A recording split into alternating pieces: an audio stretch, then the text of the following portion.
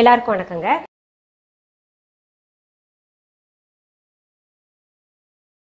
இன்னைக்கு நான் உங்களுக்கு பீர்க்கங்காய் சட்னி செஞ்சு காமிக்க போறேங்க. அதற்கு தேவையான பொருட்கள் முதல் என்னென்னு பார்த்துடலாம்.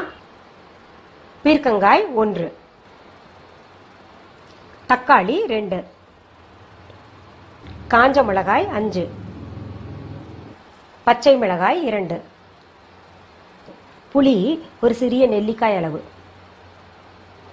உளுத்தம்பருப்பு 1 டீஸ்பூன், பூண்டுப்பல் 4, உப்பு தேவையான அளவு, எண்ணெய் தேவையான அளவு.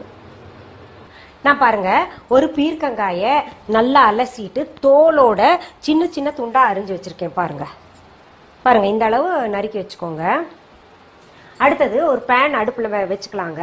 அடுப்பை பற்ற வச்சுக்கலாம். கொஞ்சம் எண்ணெய் ஊற்றிக்கலாங்க. ஒரு 3 டீஸ்பூன் அளவு எண்ணெய் ஊற்றிருக்கேன். எண்ணெய் நல்லா காயட்டும்.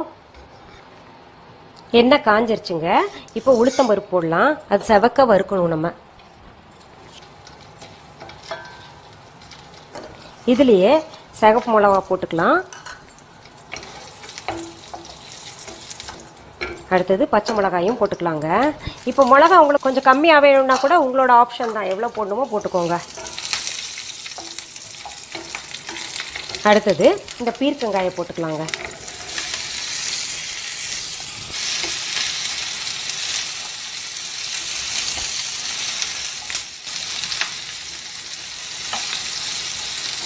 இப்போ இதில் கொஞ்சம் உப்பு சேர்த்துக்கலாங்க. சேர்த்து விட்டு நல்லா வதக்கணுங்க. ஒரு மாதிரி பழுப்பு நிறம் வரணும் இது. அடுத்தது புளி சேர்த்துக்கலாங்க.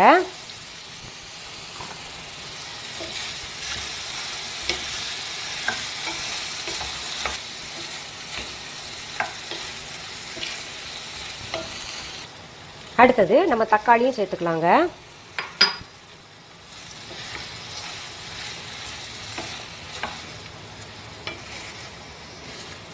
இது கொஞ்சம் வேகட்டும். அப்படியே நம்ம விட்டுடலாம். இப்போ பாருங்க போட்ட தக்காளியும் நல்லா குழைவாயிருச்சுங்க. இப்போ இந்த பூண்டு பல்லையும் இது கூட சேர்த்து நல்லா வதக்கிக்கணுங்க. போதும். இது இதுக்கு மேல் நம்ம விடக்கூடாது. இது கொஞ்சம் ஆற விட்டு நம்ம அரைச்சிடலாம். இப்போ நிறைய பேர் பார்த்தீங்கன்னா எனக்கு கமெண்ட் பாக்ஸில் அவங்களுடைய கருத்துக்களை தெரிவிக்கிறாங்க. இந்த மாதிரி நல்லா இருந்தது சமையல், என் வீட்டுக்காரர் என் பிள்ளைங்க எல்லாம் விரும்பி சாப்பிட்றாங்க.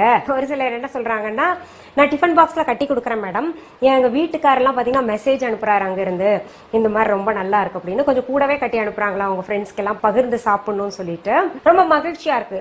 ஒரு குடும்பம் நல்லா இருக்கணும்னா 2 விஷயம் சிறப்பா இருக்கணுங்க. 2 விஷயம் என்னன்னா, ஒன்று சமையல், இன்னொன்று மையல். மையல்ன்றது அதாவது அன்பின் ஒரு பகுதிங்க. அது இப்போ மிக்சியில் அரைச்சது எப்படி இருக்குன்னு பார்க்கலாமா?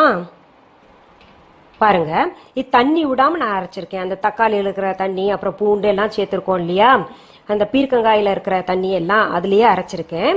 ரொம்ப நல்ல பக்குவத்தில் வந்திருக்கு. இப்போ டிரான்ஸ்ஃபர் பண்ணிடுறேன். இப்போ பாருங்க நான் டேஸ்ட் பண்ணி பார்க்குறேன்.